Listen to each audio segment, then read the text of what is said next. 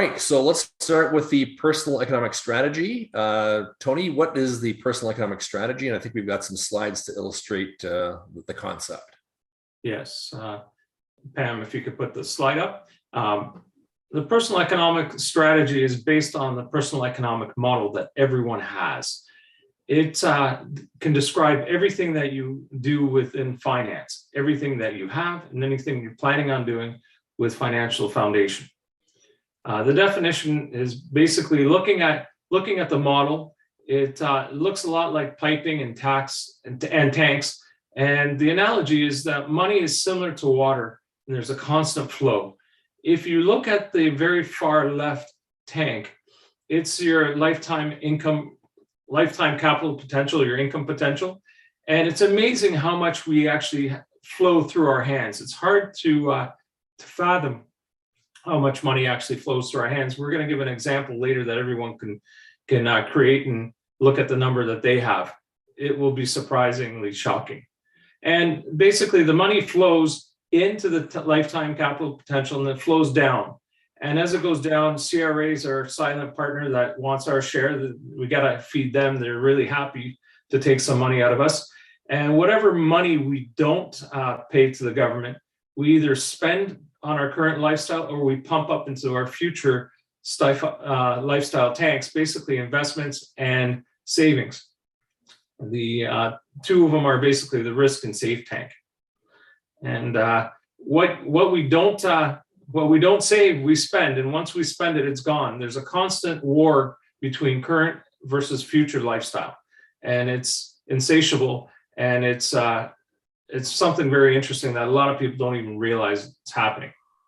Yeah, it's incredible that how current lifestyle just creeps in. You start spending a few dollars here and there, and next thing you know, it is all flowing out to the right, and very little is diverted up to the risk and safe tank. So essentially, money's coming in, it starts filling that lifetime capital potential tank, starts flowing down, and then CRA, as I said, takes their cut, and then we have a choice. Either we start pumping something up to the risk and safe tanks, or we just spend it and let it go out the side, and like you said, it's gone forever. So that kind of summarizes it, doesn't it, Tony?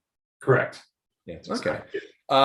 It's quite an involved diagram. I'm actually going to throw out early here if there are any questions around that. Pam, do we have anything in the chat so far that may be addressed? Yeah, we have a question from Paul, and he asks, what's the difference between risk and safe? Okay, Tony. Thanks. The difference between risk and safe is basically the risk tank is where you put your investments that move with the market or any other vehicle. It could be from property rentals. It could be in the stock market. It could be anything that fits into that, and it'll be risky because the prices move up and down, and we have no control over it. The safe tank is basically like your grandma's cookie jar or under her mattress. It's always there for a rainy day unless the grandkids figure out how to get into that cookie jar. Yeah. Okay. Yeah, that's so true. Pam, any other questions? Yeah, we have a great question from Joanne, and she asks, is a TFSA considered safe? Good question. Well, TFSA depends, because TFSA is a tax-free savings account. It basically is the vehicle name. It's the type of account.